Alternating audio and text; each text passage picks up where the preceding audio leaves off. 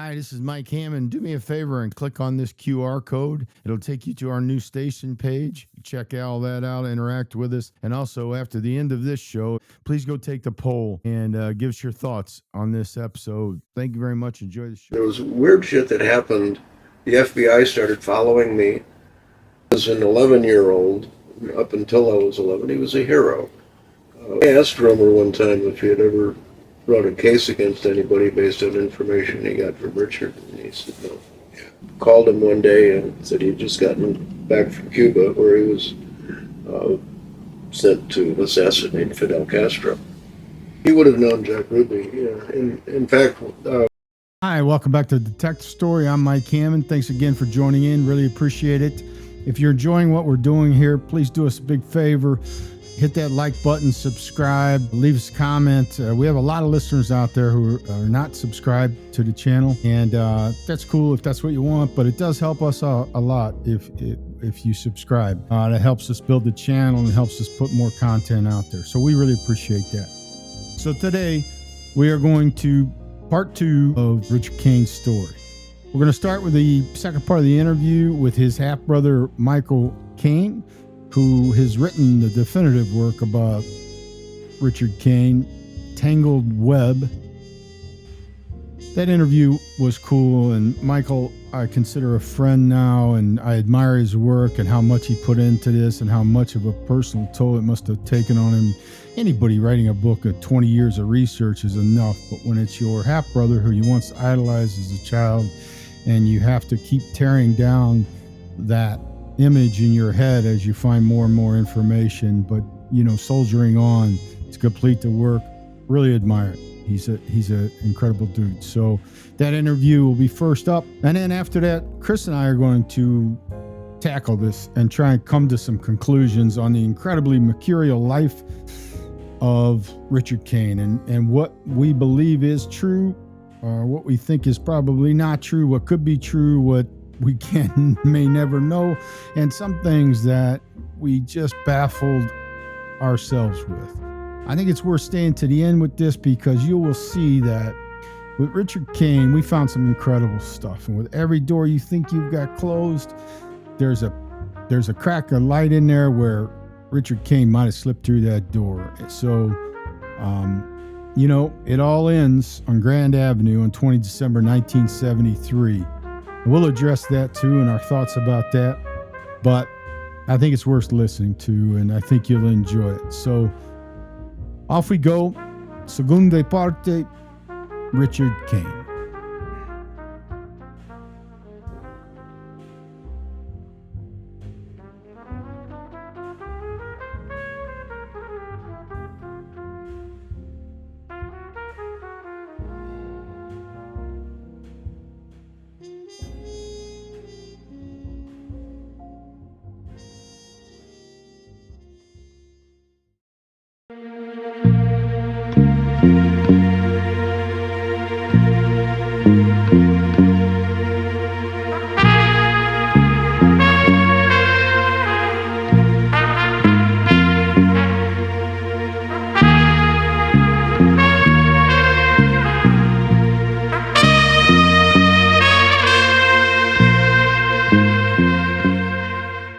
Hi, this is Mike Hammond. Welcome back to Detective Story. We really appreciate you joining us again.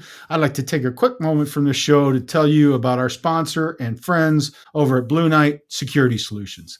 Blue Knight Security Solutions is a security investigative firm that can handle any of your needs in that regard. I use them myself when I need investigative work done for the show or old cases that I get called on. Any of my friends, family, anybody I know and care about that needs security for their work, home, business, event, I send them to Blue Knight. I trust them. I believe in them. I wouldn't be speaking up for them in that regard if I did not. So contact them at BlueKnightSecuritySolutions.com, BlueKnightSecuritySolutions.com. Reach out for me and I'll get you to them. Thank you again. Enjoy the show. Your father's relationship and yours is your private business.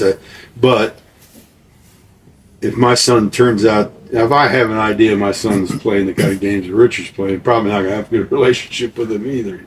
Well, but But I mean, I don't mean to get into your personal family stuff, but I was just wondering how you felt as you start to do this research. Personally, was it painful? Was it a lot? It's probably. I mean, I'm just curious. Yeah, there were parts of it that were painful.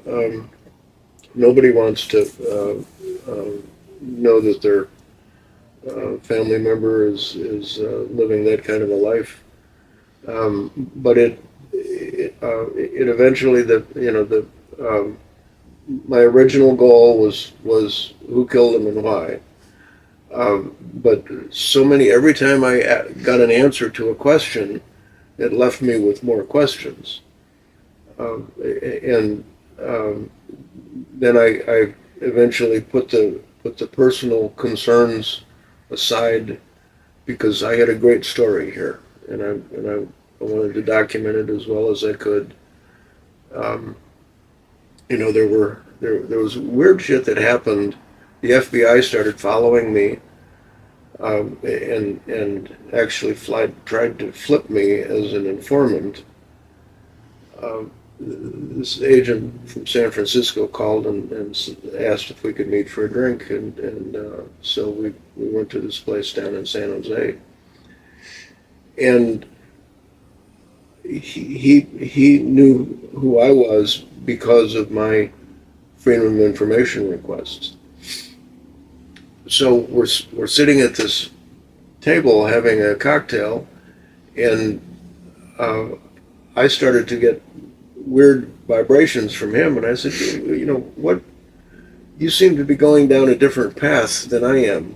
What are you after here? He says, well, I was hoping that we could convince you to work with us. And I started to laugh. I said, you're fucking kidding me. I'm an accountant, for Christ's sake. I grew up in Michigan. And you guys are the FBI. If you want to know something about me, open the file cabinet. I have absolutely nothing to do with it. It's not like outfit guys were coming to you and anxious to lay out, give you information or talk to you or anything like that, right? It just cracked me up. And then when we he was a little embarrassed that I laughed so hard, but it got even worse, because when we were leaving, I excused myself to go to the restroom. There was an elevator ride involved. When I came out of the restroom, he was still standing in front of the elevator, but there were two other guys with him, and he was embarrassed. He'd been busted. I said, you bring two guys for backup to meet with a fucking accountant? Yes, pardon my language, but Street or more to Patch? Isn't that where she lived? Well, it was Taylor Street, and he was. I wish I could find out more about what he was up to in those days, but I met a guy, Jack Clark. You know that name? Private detective. Oh yeah, I know of the name. I don't know anything about him. I met him. I was in Chicago for the family. Again, that's probably from your book that I can remember. He wrote a very nice introduction to that. Oh, right, exactly. That is where I know it from. Yeah, sure.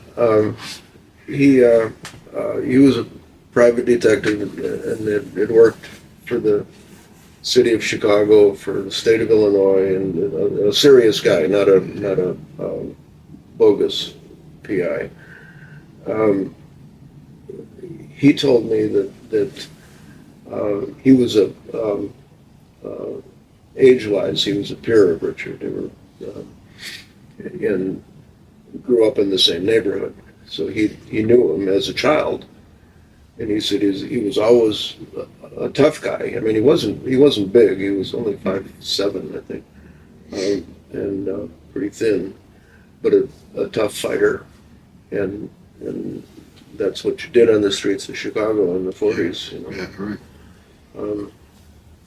And he's the guy who, the day that I met him, I'd taken a break from the trial to go to this event where another writer was signing books and giving a talk. So I decided it was just around the block, so I decided to go to it. And Art Bielek came to me as soon as I walked in the door and said, when you finish buying the book, he said, come on over and there's somebody I want you to meet. And as he told it to me later, before I showed up, Art Bielek and Jack Clark, there was an NPR reporter there, and two other retired cops. I don't remember their names. But Jack Clark said, has anybody read this book by Richard Cain's half-brother? They'd all read it, and he said, I tell you, he said, I want to meet that guy. And the reason he said that was because of the flip on the Fiegel story. All right. In the book, I told the official version of what happened, and then I told the real version, and Jack was just totally blown away that anybody would do that. Yeah. And I said, well, I had to, Right. because the official version is still the official version, and it's time that people understood what really happened. Like coming across with a real version of how Fiegel was killed. And I just want to comment on that. I mean, I think one of the things that in reading it and then knowing you're his half-brother, I think anybody looking at that's going to kind of have the expectation that you're going to, you're going to slant towards him, or you're going to, you're going to be a little biased or make excuses for him. And I mean, that story there typifies more than anything. But in general, throughout the book, I think you just did a really, and that's why I asked you about the emotion of it, and if it's so painful, because you really, you don't shy away from any of the ugly stuff. You really told the story, it seems like, as you found it out, or what you could document. I felt like I had to keep it straight, Yeah. and some of it was difficult to deal with it, and frankly, some of it never made it into the book. Yeah, it was. There were times when it was a little difficult. So you feel like, this is a weird question, but I just, how do you feel about Richard now? I mean, good guy, bad guy, your brother who went bad. I mean, do you even think about it in those terms, or? I do. He was, to me, as an 11-year-old, up until I was 11, he was a hero. We loved seeing him, and that last time that I saw him, my brother and I spent a week in Chicago with Richard and Rosemary, wife number 2, and the twins, who were like 2 years old at the time. So we did cool stuff, and it never occurred to me then that there was any corruption going on. Guy that helps me co-host a lot of my shows now is my ex-brother-in-law, we're a close friend. He asked me to ask you this question. Do you have an opinion or feel about, there is a large contingency of people in Chicago, the Chicago area. I think this is true nationally, right? That kind of idolize these mobsters, these outfit guys. I have a personal opinion that for all of the mafia, there's two worlds of existence: pre-Godfather and post-Godfather. Right? I mean, I think that you weren't thought of as this romanticized, like old school, that character that Don Corleone, man of respect, man of that kind of started with that film, and this is just my opinion, whatever. But there is a core group of people out there that idolize these the outfit mobsters, and so Chris asked me to ask you just if you have an opinion about that based on your work and all the research you did. I certainly do. Care to share? Several years ago, a guy reached out to me through Facebook, and somehow his message got I never got it. So 2 years later, I came across his message. Did you write this book, and can we talk about it? So I called him, and he said, there's this Facebook group that you would really be interested in. I said, okay, I'll check it out. And he made it sound like it was a real close-knit group. And, so I still get notices from them, but I don't read them anymore. They're all people that you just described. And Richard, when I first joined the group, I identified myself and said that I'm writing a book, or have written a book. I don't remember exactly when it was. The book was already published. Does anybody know anything about Richard Cain and his activities in Chicago? And the only response I got was guys who thought he was a rat. And I said, well, that's a really stupid conclusion because he was a lot of things, but he was never a rat. You can ask Bill Romer, well, you can't ask him, he's dead. But no, but you could certainly read the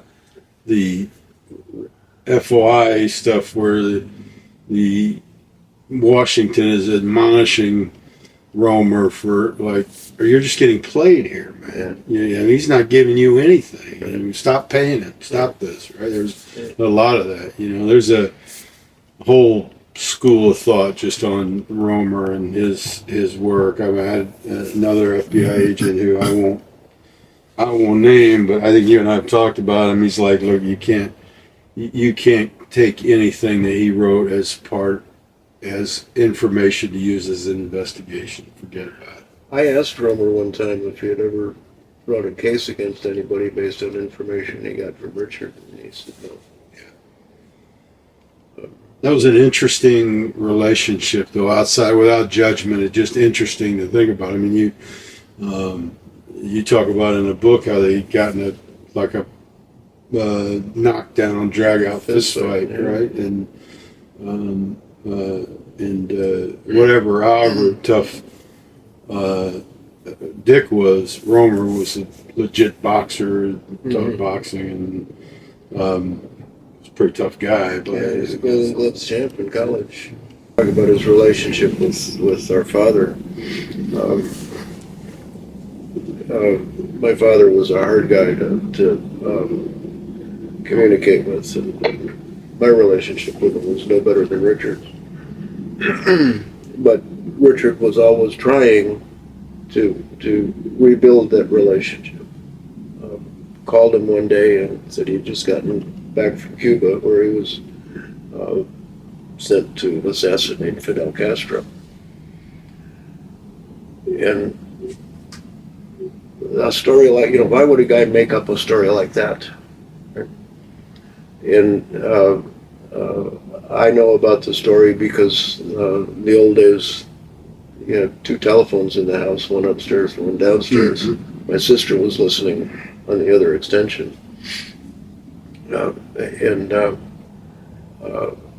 He thought that was a patriotic thing to be doing, to assassinate Castro, and his dad might be proud of him, which wasn't the case.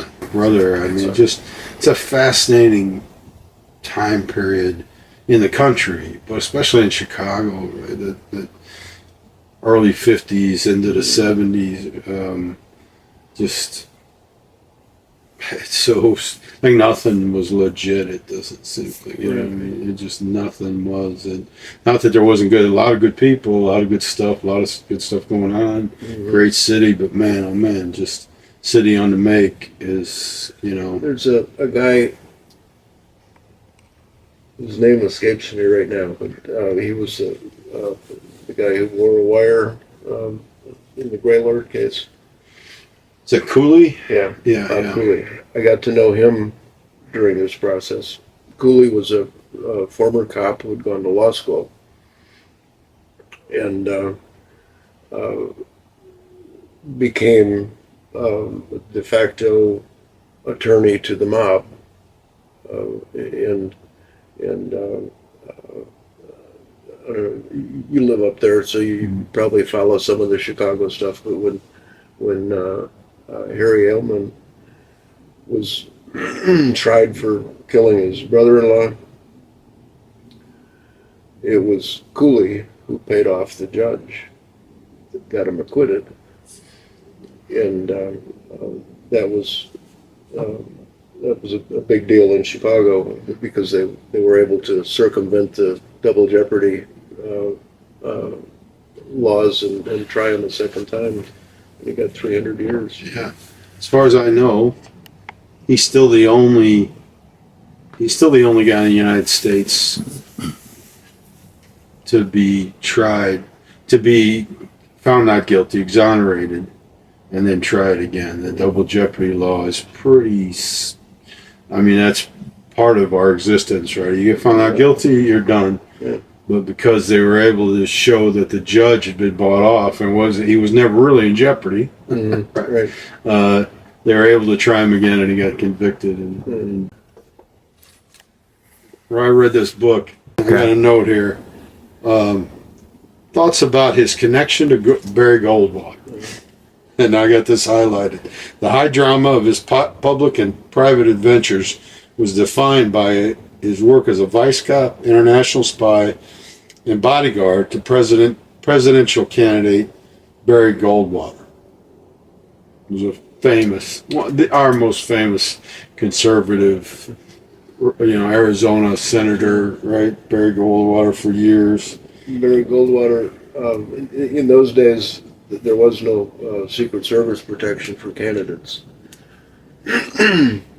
So Goldwater and Ogilvy had a relationship back through their U.S. attorney days. And so he contacted Ogilvy, who was sheriff at the time, and said, "You got anybody who can run a security crew for me?" So yeah, I got a good guy, Dick Cain. So the Republican National Convention that year in 1962 was held in San Francisco. Richard went as a part of the governor's entourage, and he took 3 of his detectives with him. And one of the guys told me that they intended to disrupt the Democrats as best they could, so they were going to disconnect their phones. So they were crawling down in the sewer, looking for the phone lines, and all they could find was a 50,000 pair bundle of phone wires, which was literally that big. And he said the AT&T very thoughtfully left an electrical outlet right near where we were. So they plugged in a skill saw and just cut through all 50,000 wires. Actually, 100,000 wires, 50,000 pairs.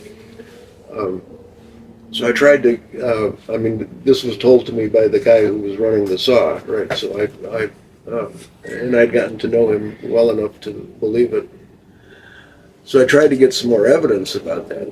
Called the phone company in San Francisco and said, "You got any records of major disruption on this date, 1962. No, couldn't find a thing. So, well, I guess you wouldn't want to talk about that. No, right. That makes sense. So, does that kind of touch on what you're after? Yeah. Yeah, wide influence. Goldwater told him that he wanted him to, if he won the election, he wanted him to come and be on his Secret Service detail. And Barry Goldwater very likely has no idea what he's dealing with there, right? He's an Arizona, conservative, Republican. Probably surprised he trusts anybody from Chicago, but Yeah, but he knew Ogilvy, so yeah, that's what made Dick trustworthy to him. A lot of this we have covered. There were a couple things that I was curious about. At one point here early on, and we're talking about right at the time he's murdered. You see, at New Year's Eve '73, he planned to assassinate the leadership of the outfit, and take control for himself, which is just unbelievably bold and what how did you do you believe that was true? And I'm not asking you to name sources, but how did you kind of figure that? Well, the guy who told me about that was this guy I mentioned earlier, who was not a member of the department, but a hired gun, so to speak. He said that Richard called him one day and asked if he was interested in some wet work. And he said, "What do you got in mind?" He said, and the upshot was that Giancana spent New Year's Eve in Hawaii every year. This guy was living in Hawaii at the time, and he said, "I want you to kill Giancana." And he said, "Nope, I'm not going to do that." But he said, we talked about it a good while, and Richard had recruited a group of Mexicans to do the Chicago hits, because he couldn't hire any local talent because they'd have flipped on him right away, which is actually, I believe, how he was selected to be killed. His driver, Michael Gilardi, would have been the only guy in Chicago that he would have shared that with. And Gilardi was supposed to have driven him the day he was killed. Said he had a doctor's appointment. And 6 weeks after Dick was killed, Michael Gilardi bought a new house for cash. So, yeah, what do you think? Yeah. Let's see that. Did Mabley have any opinion at all about Richard's murder? I mean, as far as who he thought, did he ever express what he thought happened? He fingered Aylman and Joey Lombardo, and didn't know the third guy. And was that based on information he got, you think, or just like us? Aylman and Joey Lombardo, and didn't know the third guy. And was that based on information he got, you think, or just like us, kind of made sense? Yeah. So interesting. Yeah, I mean, we covered most of this. I'm flipping through.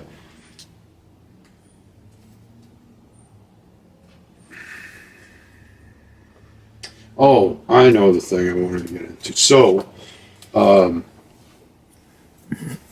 you and I had this discussion, and the whole JFK thing, right? He wasn't in Dallas on that day. He was signed into the grand jury, and then somebody was drinking with him at a bar, which you're going to remember, right? Because it's going to be in TV. People are going to be talking about the assassination.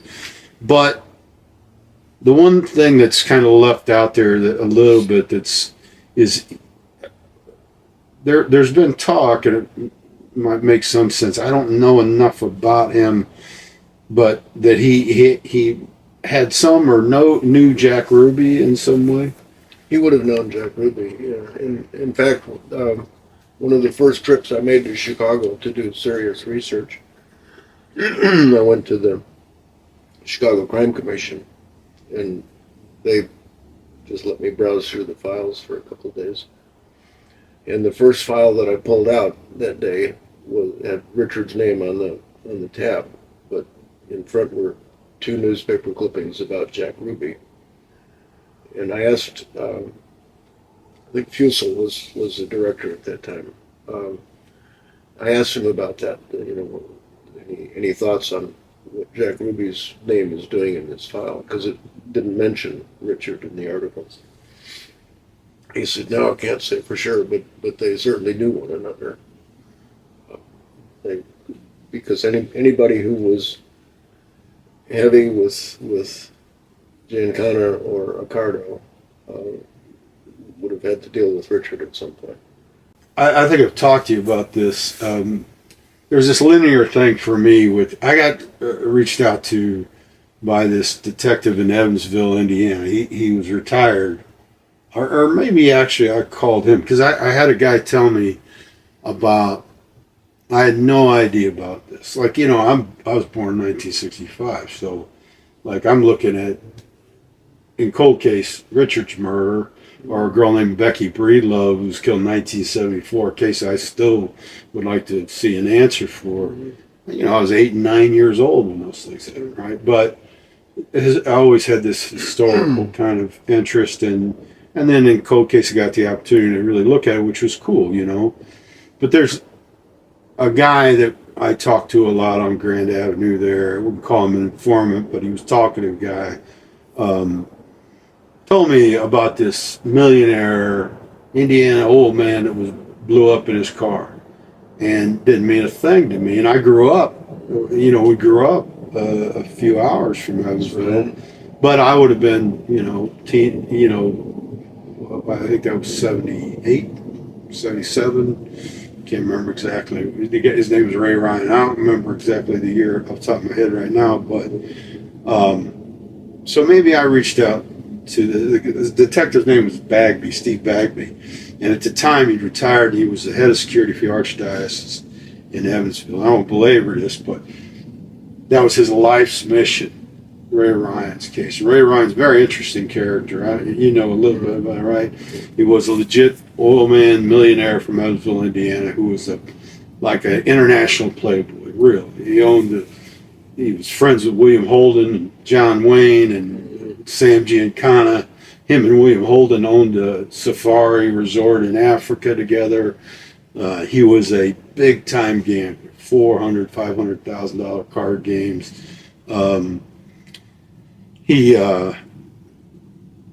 But this linear thing with Dick Cain always struck me in that Ray Ryan was hanging out a lot in the 50s in Vegas, player all over, and he got to be friends with Giancana. Thought they were really close, and then Marshall Cafano and another guy approach him, lean on him, try to extort money from him. And Ray Ryan, he's an old man, kind of a cowboy, tough guy, millionaire. He's like, yeah, no. But what he does, he thinks him and Giancana are friends. There's several versions of this story, but this is the one I get. He goes to Giancana and says, hey, I got these 2 Chicago guys leaning on me for money. I'm not having it. Giancana says, oh, don't worry, I'll take care of it. So, in very typical Chicago fashion, he comes back to Ryan and he says, hey, look, listen, I checked it. Those guys are just nuts. Why don't you just pay them? Be done with it, right? And Ryan's like, yeah, okay. So Ryan, again, he's not afraid. He goes to the FBI. The FBI sets up Cafano, and the other guy's name escapes me, but set them both up and they go to prison for like 10 years. I think they took 10 years. Cafano swears a blood oath he's going to kill Ray Ryan. He comes out wants to kill him right away. But he's told by on high, whoever it was at the time, Paul Ricca or maybe Giancana, probably a cardinal. Somebody tells him no, not doing that. He's a civilian. He's a millionaire. We're not getting ourselves involved in that. And presses it, and then what changes is, and this is a story I was told by a guy, is he has this relationship with Dick Cain, Kafcas does. So there is this theory that sets him up on that day. In exchange for setting that up, killing him, he's given the wave to kill Ray Ryan. A couple years later, Ryan's blown up in his car. You know what I mean? It's just another one of those theories, but it is linear. You know what I mean? Right. I don't know. Having lunch, and they got a call on the radio that there'd been a murder at Rose's, and of course nobody knew who it was at the time. Somebody recognized. I guess it was his clothing that gave it away. It was his face was a mess. I have a copy of one of the crime scene photos. Oh, you do? I wondered about that. I used to have a set of those photos too, and I didn't want to put that on you because it's pretty gruesome. But I didn't know if you'd seen them or not. It's just one picture that I have that's plenty gruesome. Yeah.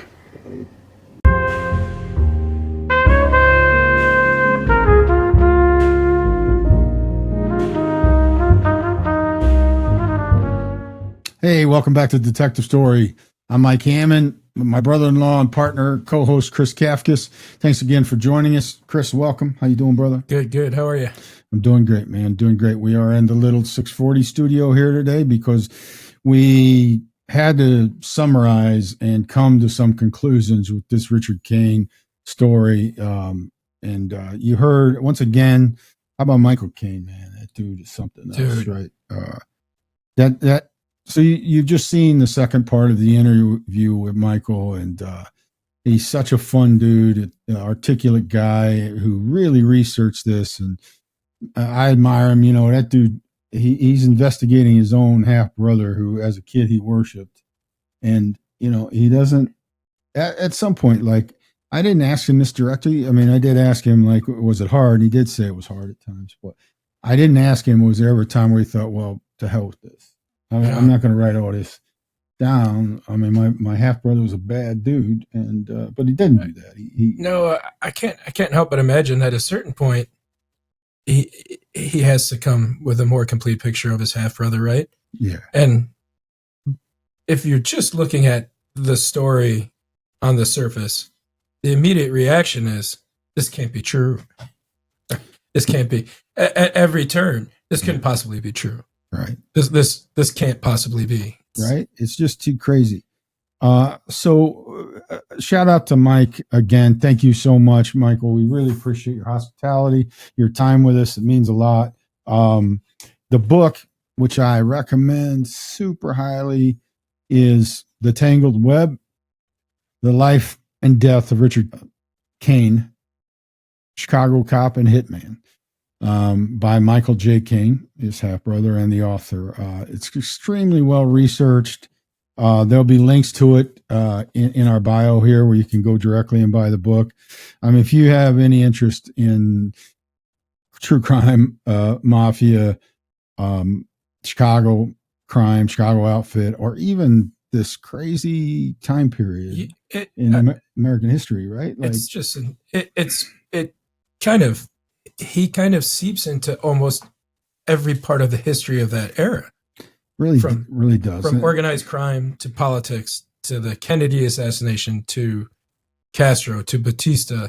I mean, he just keeps popping up. And anyway, I got reached out to by this old-time Cook County sheriff, and I didn't ask his permission to use his name. I don't think he would mind, but he's a pretty well-known guy. He was not happy with us. No. with what his belief that our inference that Richard Ogilvy was corrupt in some way for hiring Richard Cain. I think we did mention, and I did mention to him that we started out by saying, by all accounts, He was a clean guy. Ogilvy was a clean guy. And we did go a little bit on to how rare that is in Illinois, right? Because we send governors to prison like it was free.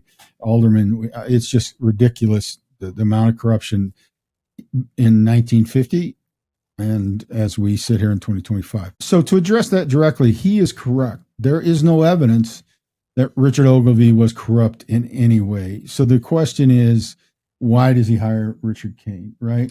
Well, he had an answer for that is plausible, and that is that, Ogilvy had good experience with Cain when Cain helped him as an investigator prosecute Anti-Castro.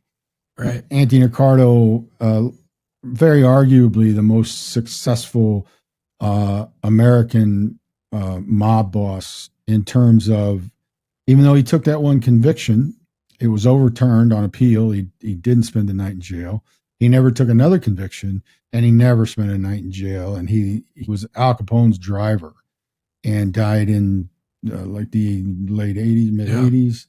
That whole time he was either directly or tacitly running the Chicago mob, and he always had control of it. So that conviction was a big deal, even though it was overturned at appeal. And I think that there's strong belief, and probably accurately, that that appeal wasn't accidental, that Richard may have influenced some of the evidence in a way that knew that it might be that it might be overturned. But Ogilvy, I mean, that was his experience with him. He helped him as an investigator. He was the U.S. attorney at the time, a U.S. attorney, got Castro convicted of this crime, which put Ogilvy on the map. He goes on to bigger and better things. How does he hire Richard? Well, in this very Chicago way, and this is very plausible, Ogilvy comes to the state's attorney's office kind of late in terms of his career, but he's a star. They want him, but there are some heavy hitters there at the time. Ben Adamowski, Big Jim Thompson, who later became our governor. Also, these guys were heavy hitters who were well-known prosecutors. Also, no indication that I'm aware of that those guys were corrupt.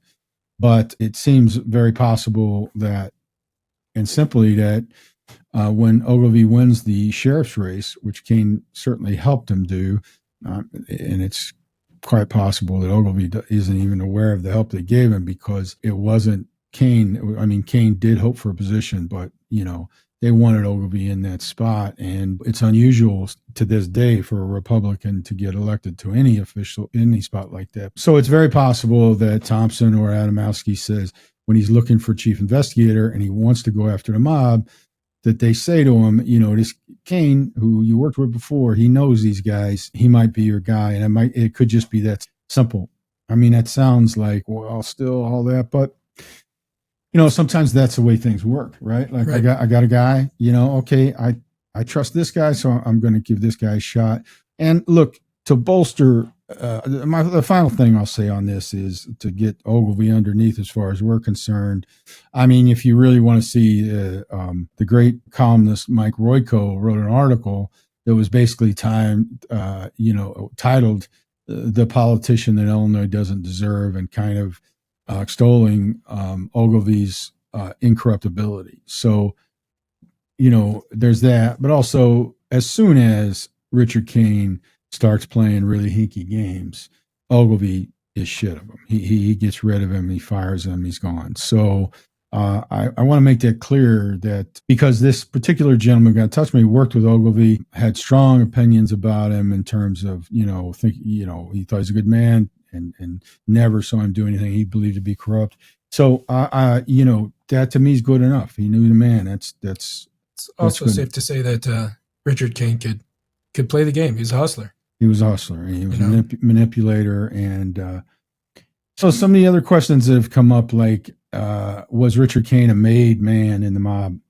I honestly don't know the answer to that. I think I did a bunch of research on it. It is possible because of his connection to Sam Giancana. Michael talked to people that believed he was. In the end, I don't know it matters that much, really, because he wasn't in a position of real authority in the outfit anyway. He was kind of just like their fixer, like Giancana's go-to fixer, who could get things done, could get answers for him, would tell all the tales on the police department who they're investigating. They kind of grew up together, right? They had a relationship before he got onto the police department. That's correct. I mean, that's another thing. Like, how does Cain suddenly become? Nobody knows him. Like, I heard that a lot in talking to my people. Like, nobody know where he came from, and that's part of why guys like Joey Lombardo are never going to trust him. Like, who is this guy? Who's this guy? Well, the truth with that is, real quickly, his grandfather was a guy named Olimpio Scalzetti. And that name comes up because Richard used that name several times throughout his career. In fact, the FBI, in one of the indictments of him when he was charged with crimes, said his real name was Richard Scalzetti. That's not true. His real name is Richard Cain. His father was John Cain, but his grandfather was Scalzetti, and Richard would use that name as a kind of alias and give him more street cred in that way, right? So, his grandfather, Olimpio Scalzetti, immigrated from Italy in around 1920. He becomes part of a group called the White Hand, which is an Italian group that was kind of put together.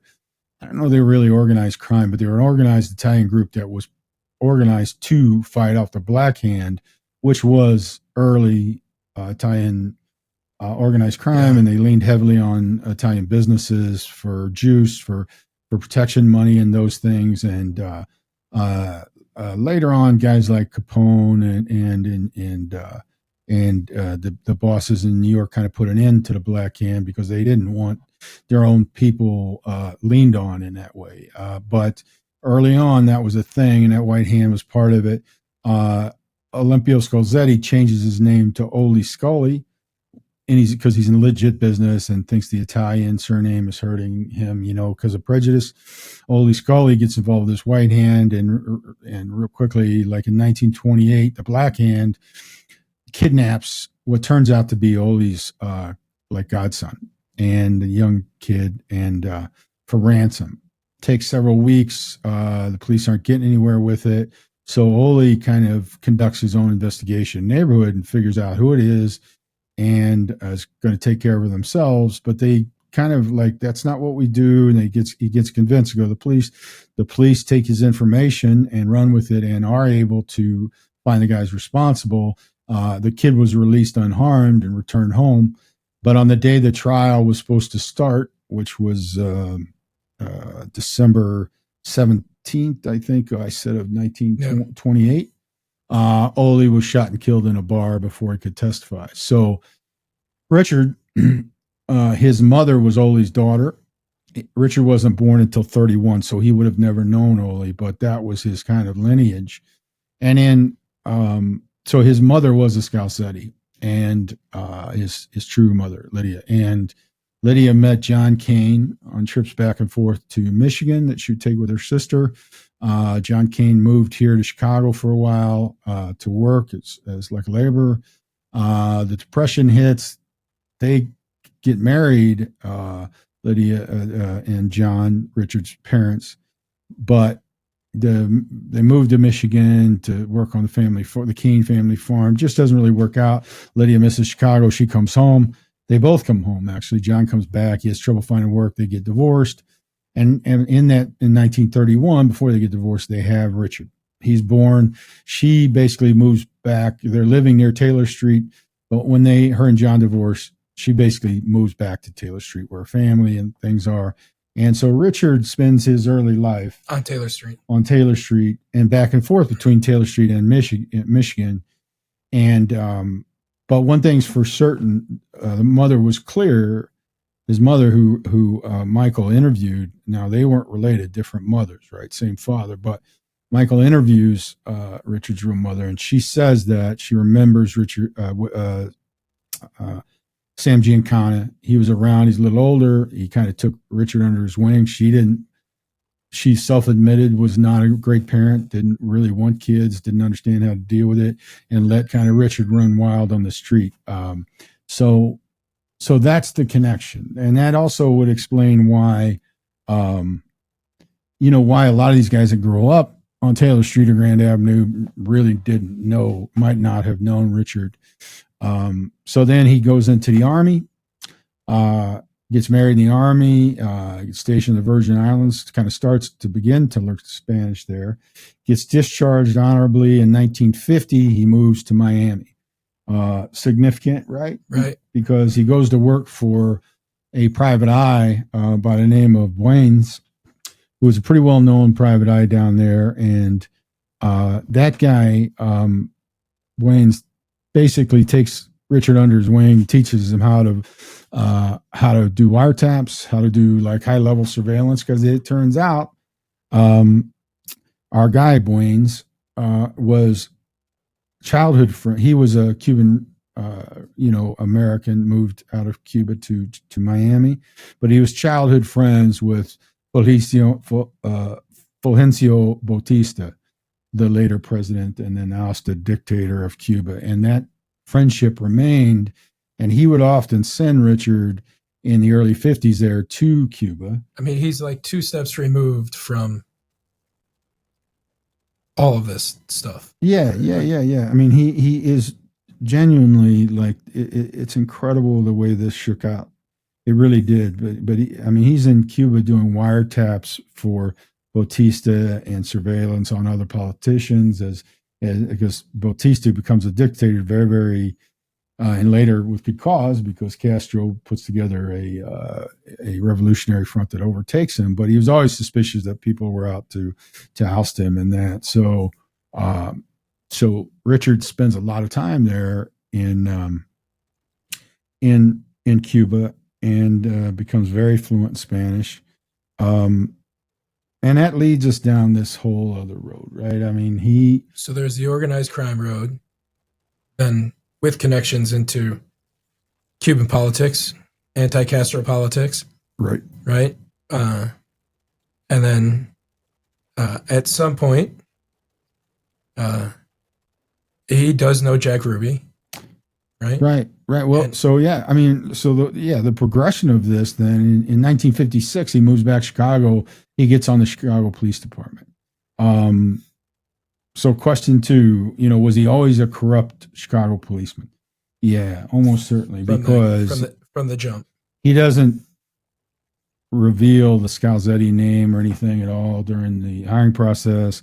He's too small. His eyesight isn't good enough, but he overcomes that to get on the police department. And then it's documented within a year of being on the police department, he is back in touch with his old pal, Sam Giancana, right? If he ever lost touch with him. Yeah, very unlikely. But maybe, he's in the Army, he's doing other stuff. Yeah. He gets back to Chicago, and now Giancana is somebody. Yeah. So, hey, Sam, guess what? Yeah, Richard reaches out and... You'd never believe what I'm doing right now. Yeah, right. Easy peasy, right? Like, now I got a fifth-year Giancana. And at that point, he's got a whole new skill set that he learned down in Miami, right? Yeah. He's an expert wiretapper. Right. Yeah. It's just, and then it just rolls from there. Right. And then, there's so much to unravel here. We're trying to keep this fairly short to wrap this up and make it clean, but it's very difficult. But we're just trying to answer the questions. Let me ask a question. Is there solid evidence, at least circumstantial evidence, that Richard Cain was involved in a plot to assassinate Castro? Yeah, I think it's pretty solid. Right. So, if you kind of plot it out in your head, like, all right, what's true about Cain or not, right? Like, was he a lifelong connection to the Chicago outfit? Yeah, I think we established that. He grew up, did he have connections to Bautista and Cuba and speak Spanish and these things? Well, I think that we document now. Well, Michael, actually in the book, I don't want to take credit for that. He documents that starts early, right before he's on the police department, working for this Wayne's in Miami. He makes strong connections. It's to the point where the CIA is documenting interactions he's having with anti-Castro organizations. Well, that comes later, right? Yeah, that's in the 60s.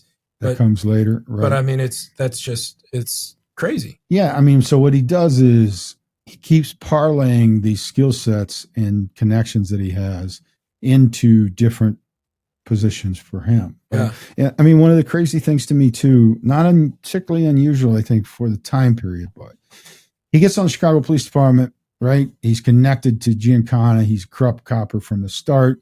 He's an outfit guy. He is supplementing his income, ripping up, prostitutes, drug dealers. There's all kinds of early allegations that are unfounded. At the same time, and maybe to help bolster this, he develops relationships with guys like Jack Mabley, one of the most well-known columnist newspaper writers in the city at the time. And so he's feeding information, and there's these newspaper articles as a young policeman. Cain is hero in this, Cain is hero in that, which, I in some ways is counterintuitive. Like, why are you going to put your name out there? Keep it low key. On the other hand, though, it's really good PR, Right. Like, and then the next question is, of all the other shit, was Richard Cain a murderer, a killer, assassin? Right? Like, how clear is that? There's a lot of I think it's pretty clear now, especially with the further research I was able to do with Michael's amazing research. There's no doubt that he was a killer. Yeah. I mean, look, him and his partner, Jerry Shallow, who met when they went to Vice, which is an incredible place to send two corrupt coppers, but that's Chicago in 1950, I suppose. But they shoot and kill in what is deemed a heroic, justifiable shooting a guy named Harry Fiegel.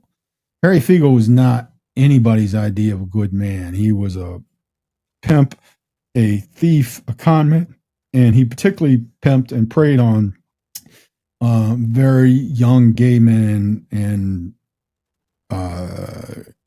young boys who were not yet men, and turning them out onto the street.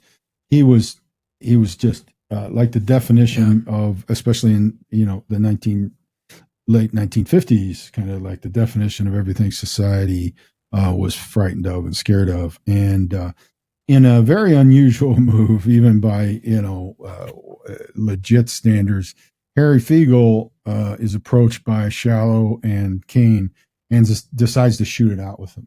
And they shoot and kill him, get all these awards and that. Fiegel's attorney, knowing he ain't a great guy and knowing this is an uphill battle, still goes to the inquest and says that look, the evidence doesn't match this, and put together a pretty significant case that it didn't even happen where they claimed it happened.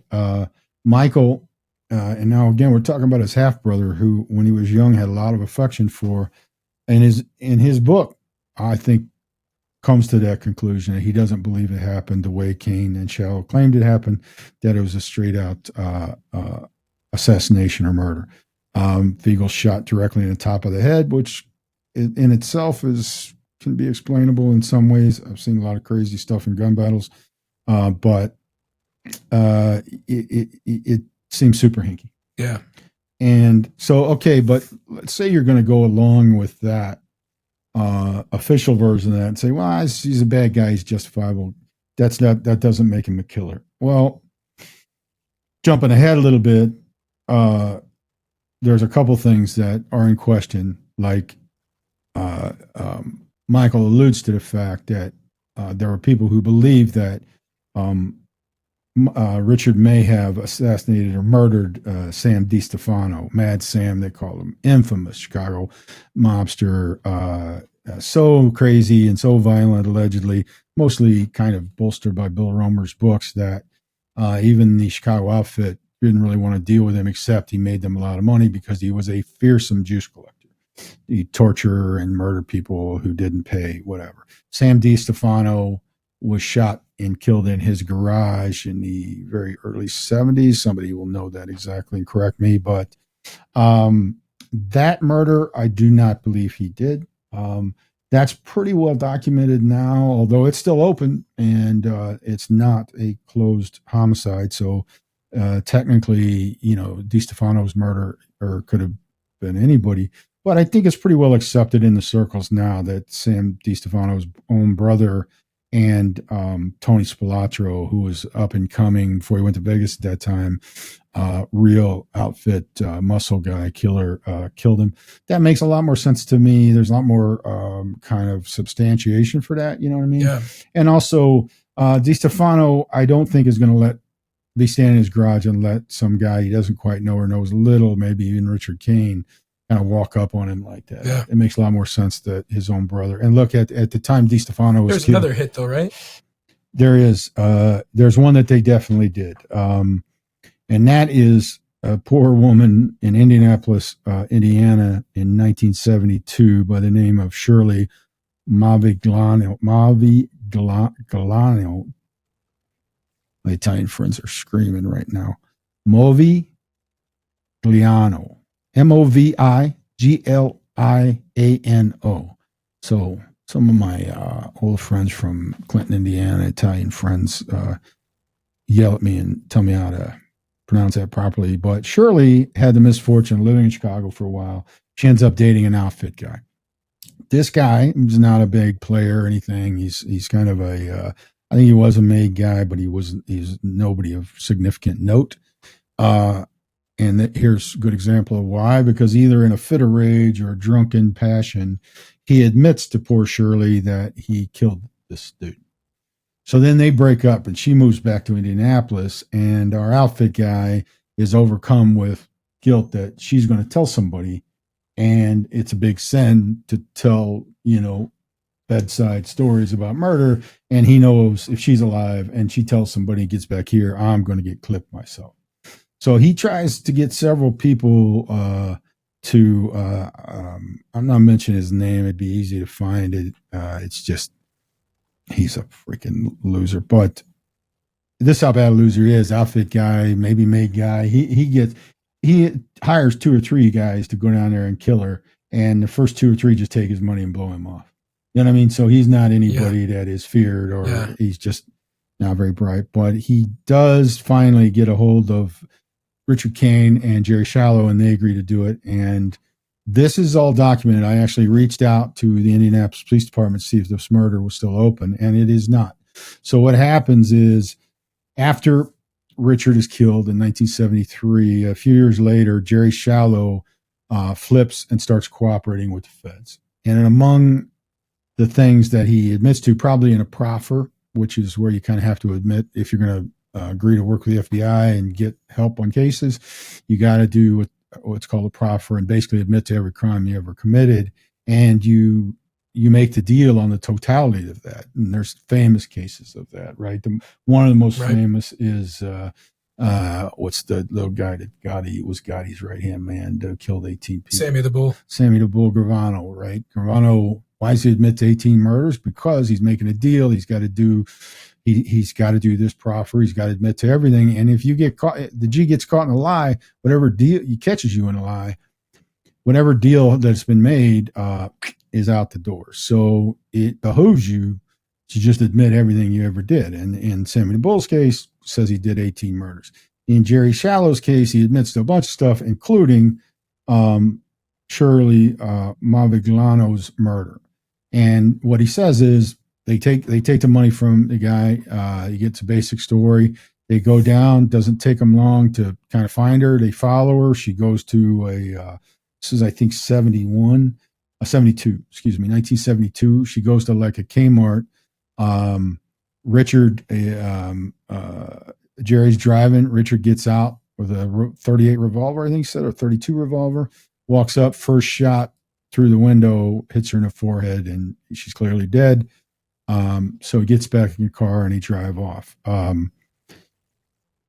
only is that, credible because it's part of this federal proffer, the story makes sense. Richard's not going to drive to Indianapolis. His eyesight's really going by that time. It's good enough to walk up and shoot somebody point blank. But so they definitely murder this woman. How is this kind of adjudicated? Well, they actually charged Jerry Shallow with her murder, and he got time for it. And it seems without question, Richard was dead by that time. But had they had the information, Richard's still been alive.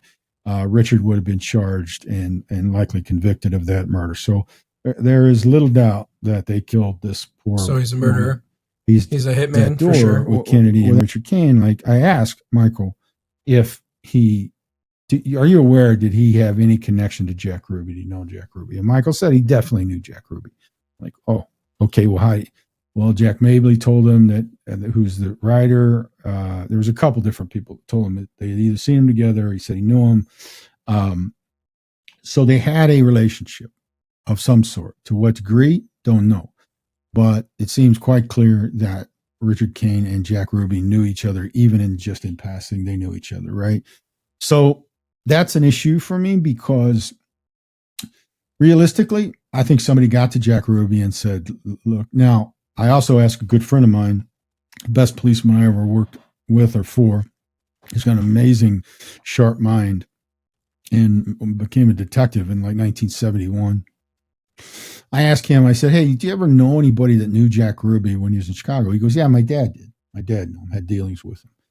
And his father was a really well-known captain, beloved captain on Chicago Police Department, my buddy. And he tells me Ruby was part of this like Devon and Western north part of Chicago, very Jewish back in the day. Is it still heavily Jewish there? Yeah, west of there, right? Yep. But, a little west of there, yeah. Devon, west of there. And Ruby was part of that crew, and his dad had several kind of dealings with him. And there's nothing there in terms of like what happened in Dallas, but he did make the point that, Ruby was dying of, he said, stomach cancer at the time. And I said, I didn't know that. I knew he died later, but I didn't know that he's dying at the time. He goes, yeah, he was. A lot of people don't know that. So for me, then, it's not too far of a ledge to go out on and say that somebody from the outfit gets to Ruby and says, look, you got these debts, you got all this shit going on, you do this for us, we'll take care of everything you got, right? And again, can you just exclude Richard Cain from that? Right? Because he's the fixer. He's the freaking do-it-all. Yeah, right? I mean, he's the guy that introduces people. Like, he just kind of seems to know someone involved in every bit of the story, And Sam Giancana is the man then. The man. He is like the head of the Chicago mob. And if you're, if you're Giancana and you want this handled, I mean, it's a short list. Yeah. Right? Yeah, and he's at the top of it. Okay, so again, though, that's wild ass extrapolation, right? But I'm sitting at home and I get a text message from Mike, and it's a little clip of a black and white movie, and the text just says, who is this guy? And I look at the clip, and it's the movie that he works his way into down in Mexico, and there he is in a movie doing a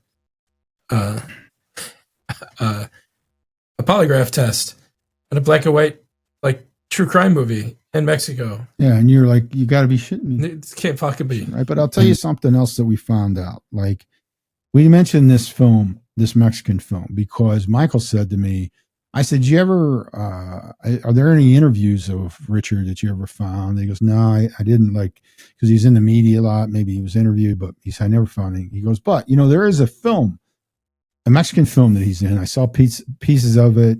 He goes, I'll find it, the name for you. And he does a polygraph examination. And he said the quality of the video is not good, but it's him. So it took a little work, and Michael definitely facilitated this for me, but I found that film, La Mente y el Crimen, which is, in English, is The Mind and Crime, the crime. And it was released in 1964 by, if you're at all, and I didn't know who he was, frankly, going into this, and we're both film guys, but I don't know if you'd heard of him, but it was directed by a guy named Alejandro Galindo. Alejandro Galindo was a very well-known, well thought of Mexican film director. So, right? There's this big piece of the puzzle here, right? Yeah, so Cain is in Mexico City for an extended period of time. Well, according to the FBI reports, FOI reports, Richard Cain is deported basically from Mexico in 1961, right? And that's that. He's back here by 62. He's working with Sheriff's Department. So he's back here, allegedly. The problem for me is, and I reached out to some real film historians, but this is a struggle. And if somebody comes up with this answer, it'd be fantastic to know. The best I can figure this. Well, first of all, let me tell the story. I watch, and sure enough, like at 1 hour and 40 minutes or whatever, it is bad quality, but it's a highly dramatized documentary about a murder. Kind of like we said, like the kind of, if you remember the Jack Webb Dragnet, very kind of heavy on police investigation and dramatic. But this is kind of a docudrama. Right. So part of it is coppers actually working, and part of it is actors doing things. Right. But sure enough, there's Richard Cain. Yeah. They bring in this guy for a polygraph, and guy walks in, hooks him up, can't see him very well, but he sits across from him and the light shines on him, and it is Richard Cain. So here it is, Alejandro Galindo's original movie poster for La Mente y el Crimen. And here is the IMDb's credits, and there it is, Richard Cain. Now watch this. Contra su voluntad. Y esta es una muy buena razón, calma, para observar si la gráfica sufre alguna alteración. Nada hasta el momento. Ahora, muy importante.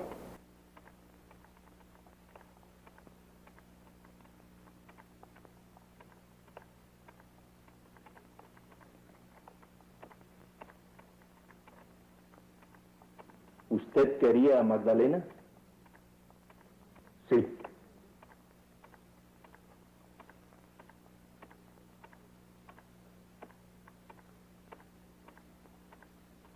¿Usted conoce el uso y aplicación de todos y cada uno de los instrumentos quirúrgicos que vende?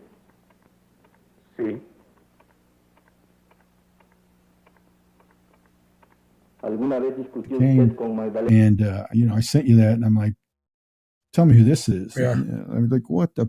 So that is in itself crazy, right? And he's you can tell he's speaking Spanish. It's him. There's no question. It's him.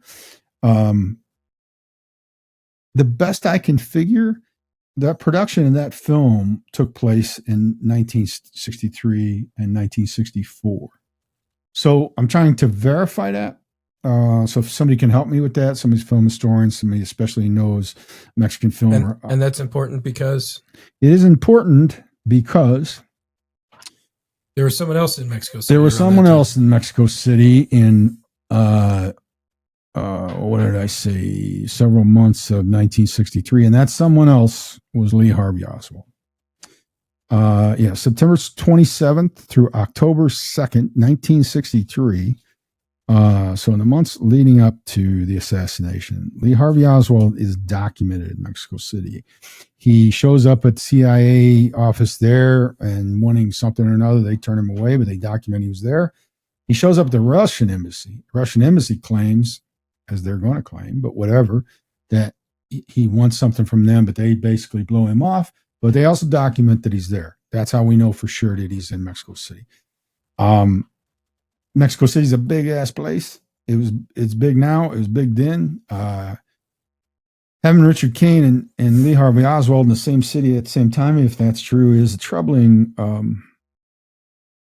piece of thing, but it doesn't mean anything really, right? It's not a piece of evidence. It is just interesting. Just interesting. Like, it doesn't allow me to close that door completely, right? Could be, could not be. The thing that is fascinating is you can't, because of his involvement in all these other things where I thought there's no possible way, and these loose connections, these ties here, he's kind of, got his fingers here and his fingers there. It's not so easy to just discount. No, it's not. Now, could it be? It could be. Could it not be? It could not be. Yeah, right. I mean, and I'll make two kind of just based on my experience kind of comments based on this here. I mean, one, he's in he's got an alibi, great one. He signed in. He's in Chicago on the date of Kennedy's murder. But, you know, my experience tells me if you're part of a conspiracy to have someone killed, especially somebody like the President of the United States, big time, you're going to want to be somewhere else and show that you're somewhere else, right? Document that you're somewhere else. I was here. I can prove it, right? And the whole, there is a line of thought out there that Richard Cain and Chuck Nicoletti, another infamous Chicago mob hitman, bad man, were the two guys on the grassy knoll. I got a real problem with that, and so does Michael. First of all, Richard wasn't there. We know that. Two, his eyesight was never good and was getting dramatically worse as he got older. And that's not the guy you're going to send to take those shots if you want it done. And even with Nicoletti, like if the Chicago mob turns out that they are involved in the Kennedy set, are you going to use two guys that are so easily associated with you that are like known associations? No, but would you send one of them down to Mexico City to meet with the guy that is going to do it? Yeah, that's much more likely, right? So I think that's why, it's difficult for me to close that door. And I'm going to ask Chris to read something to you guys in a second that even sends it down a little bit more of a rabbit hole. But I will say this, though, here's my experience. CIA is not a stupid organization. They've done some things that, are egregious, and some things that, most Americans would say they shouldn't have done. And probably now they say in retrospect, they shouldn't have done. But look, if you're going to be behind something like that, and you're going to employ like someone like the Chicago outfit to pull it off from you, you're going to remove yourself. I think they could release everything that was ever done on every paper that ever was released, like they said they were going to, and like they said they're going to about Epstein. But I'd be very surprised if that's not disappointing for people. The CIA is brilliant at using cutout people, and cutout people, as I define it, is someone who has a role in a crime or conspiracy or anything else, but they only know their piece of it. You know what I mean? Like they don't have the full picture, the full knowledge. So could Richard Cain have been that cutoff guy? Go meet with this guy and tell him this and this to be at this time and this time. And that may all be that Richard Cain knew. And so I think that will be what comes out of all the paperwork. I don't think there's going to be a linear line that tells us Shazam, here it is, proof that this was a big conspiracy.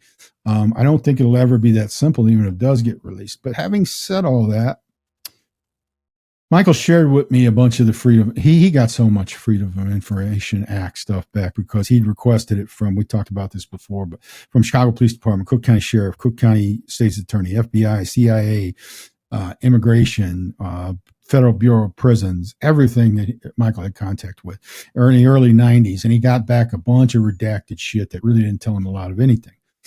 But unbeknownst to him, as it turns out, in the early 2000s or late 90s, a federal judge said basically, you guys got to stop this shit. Unless you can show that someone, active investigation is at risk, or a cooperating person's life is at risk or something, you cannot just redact everything. You have to release these documents.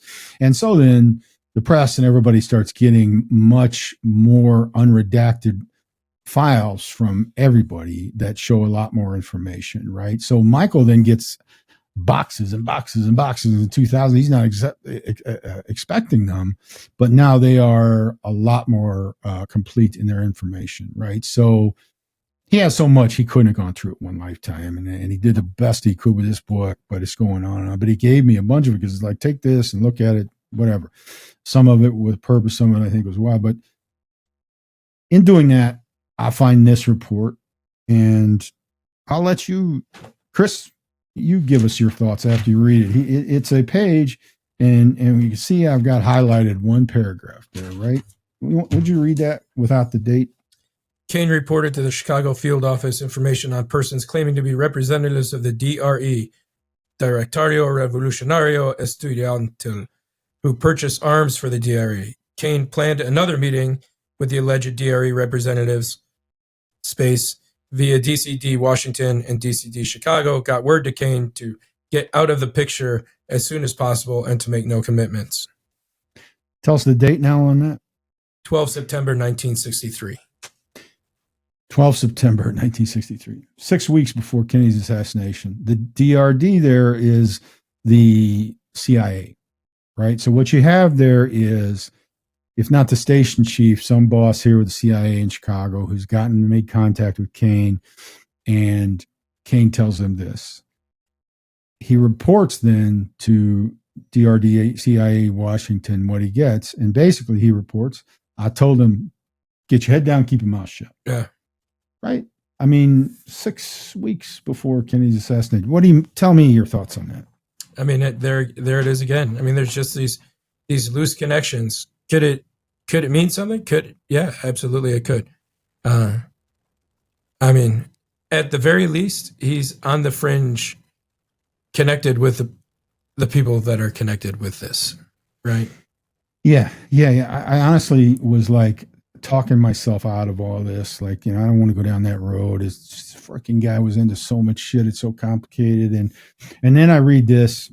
I called Chris and I read it to him, and he's same reaction. Like, gotta be shitting me. Yeah, he's just right there. Which in the sum total of this picture, is he a bad man? He's definitely a bad man.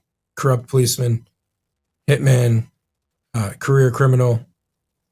But at the same time, this guy's life is just fast. He just keeps popping up here. He keeps popping up there. Is he the guy that does these things? No, but he's a part of history. He's on the fringe of all this. Maybe the facilitator, maybe not. But I mean, he's there, right? He, at the very least, he's acquainted with on a more than a loosely acquainted with people that are involved in some of the most monumental occurrences of the 1960s, 1970s. Yeah, right. I mean, again, we started this all out in the first episode by like saying, he was a man who existed and could only have existed in the way he did, in the time period he did, in the place he did, American history in that time period, and makes him fascinating. I mean, well, let's get to wrapping this up. I mean, first, let's talk about his murder. I don't really actually think that's that big a mystery. I mean, I think Michael comes to the conclusion through his own investigation. It was very likely Joey Lombardo, Harry Aleman, and Butch Petrocelli. I don't have any reason to dispute that. In fact, I spoke with a guy.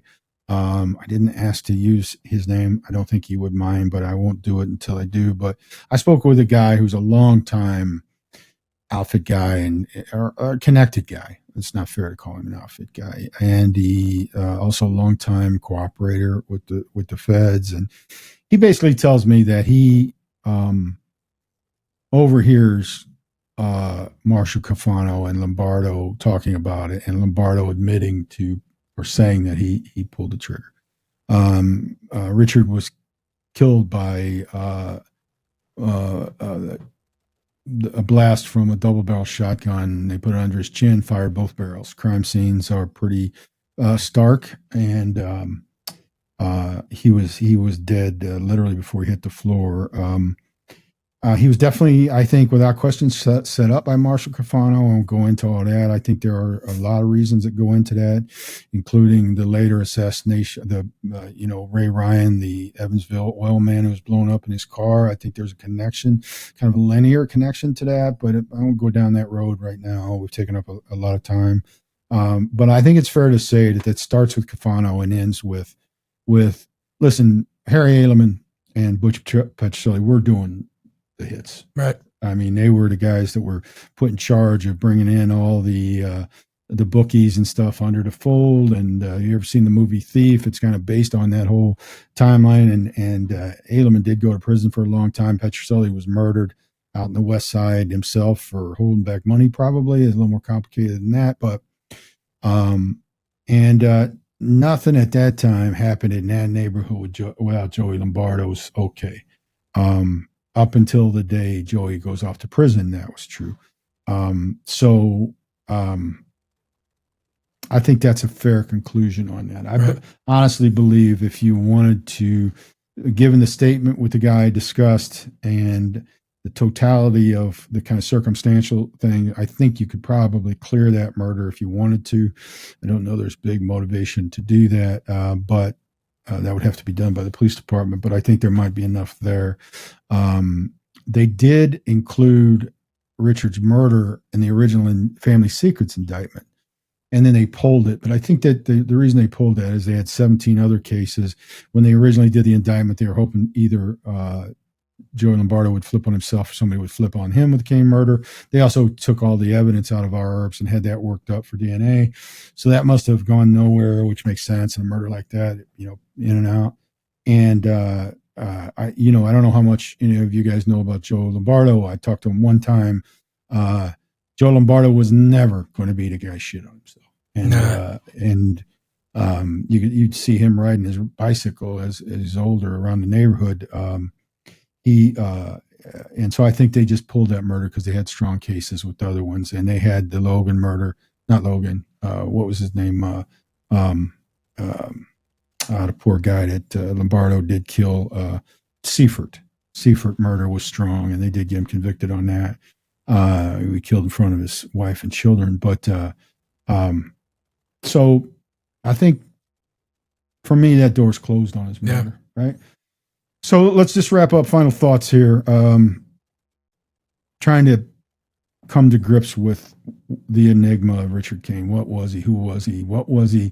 Can you put a final stamp on this is who he was, or is it really just not possible? The elusive Richard Cain. Yeah. I mean, you can't. That it's just which makes him that much more fascinating. Is he the guy that is he involved in this, and this? Maybe he was. Maybe he wasn't. He had plans, and I didn't mention this, but now we're wrapping this up. New Year's Eve, 1973, going into 74, he had plans to kill the head of the Chicago mob and take it over himself. Yeah. I thought that's absolute bullshit. No, but it's... Who could think of such a thing? And Giancana's out of favor by this time, and they had kind of had a little falling out. But Giancana's, it's really... At that time, I think Paul Rico. No, I don't know if Paul Rico was still alive at that time, but definitely Tony Cardo, Joe Lombardo. Yeah. I mean, there's some big, mean, dangerous fucking guys out there you're going to have to take off. And I thought that Michael makes that point in his book, and no disrespect to Michael. I mean, he heard it, but you know what? Allegedly, he brought up Mexican killers. Like he had people up here. Who the hell knows, man? I mean, this guy was not afraid of making grand plans. Yeah. He was not going to pull it off. I mean, that's a freaking story, but he's not going to pull that off. These guys get them all in one place, except when they have dinner, and that's, I suppose, what you're hoping to try and set up, maybe. But whatever. I mean, he was a dead man. Why was he killed? Well, pick a reason. Yeah, maybe that, but I think that Lombardo never liked him for a variety of reasons. We left out the FBI informant thing. Got to address that. Was he an FBI informant? He was. Except that he never they never prosecuted a single case based on his evidence. No disrespect to my FBI buddies, but he was playing Bill Romer. Yeah. And Romer wrote all his books, and that Bill Romer, I think, was a very legit, hardworking guy. He was a tough guy, good boxer. His books, I had another FBI agent I worked with, who's older, who I didn't work with him. I called him for some advice on some outfit stuff I had. And this guy's a legend. He knew these guys. And he just basically told me he didn't have any personal beef with Romer, but he said, kid, never use anything in his books as part of an investigation. Right. So he's basically telling me like he's selling books, right? Which is okay. But what is true through these FOI requests is the FBI headquarters in Washington continually told Romer, stop giving this guy money, talking about Richard Cain. He has not produced a single lead. He's a hustler. And they had a real relationship, no doubt. But I think that Cain was playing that, giving him just enough where it's not going anywhere. And what are you going to tell me back? And right. I don't know Romer. I'm not calling him a stupid man. Made me never give anything away. I mean, it's almost endless. Yeah. This freaking guy. So can you put him in it? I think it's really hard. I think that he is somewhere between like a master manipulator, con man that Ricky Jay would have been proud of. And he's somewhere between that and a guy who almost got there with everything he did in his life. But never quite. Never quite. Just like almost like the sad sack guy, like just this close. Yeah. You know what I mean? Yeah. Like, and even you factor in like this grand plan, if it actually existed, to take over the Chicago mob, like this fucking guy, man. Like, what in the world? So I think if you painted me into a corner, I would say that he was in the end, he was a master manipulator, great communicator, good con man who knew how to make really good connections, but never quite got that big score. Yeah. You know what I mean? Just fell short, and then painted himself into a corner and allowed himself to get put in the spot in Rose's sandwich shop that a guy with his kind of wherewithal should have never allowed to happen. And that's where it ended. Yeah. Just fascinating. Yeah. Anything else? No, that's it. Just the elusive enigma of Richard Cain. Right. The fascinating. I mean, you know, there's nobody quite like him. There is these. You couldn't write this character. I've said it over and over again. You couldn't write this. You couldn't make this character up for a movie. You just couldn't, because no one would believe the character could exist. No, as a reference point, who's the guy, Barry, the pilot that Tom Cruise played? Barry, somebody will tell me, they made a movie about him. He starts flying dope. Yeah. And he gets into this crazy world where he knows all these dope dealers. He starts working for the DA, and he knows Pablo Escobar. He knows everybody. He knows, and that guy's life is crazy. Yeah. But that's like one linear thing. Like, he gets hooked into the dope trade. He gets into some other things with, you know, arms dealing and that, but really it's part of one kind of like lane. It's still crazy, but Richard Cain had 6 of those lanes. Yeah. Right? Just nuts. Yeah.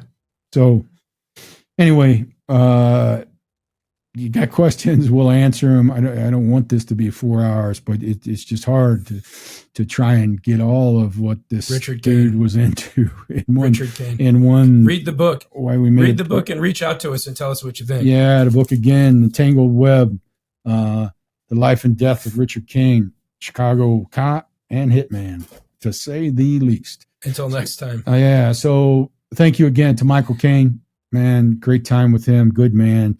Really enjoyed the time. Enjoyed a great scar. Please check out our station page. Got some super cool stuff coming there where you're going to be able to communicate directly with us.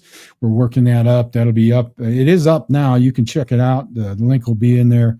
But you'll have direct lines with us. We're going to do I think kind of a weekly news update where we'll talk about cases, stuff we worked on, maybe get into some more public news affairs type things. And so stay with us. We really appreciate it. Chris. Thanks, buddy. Thanks, brother. Appreciate it. Adios. Take care of yourself. Take care of each other. Be safe.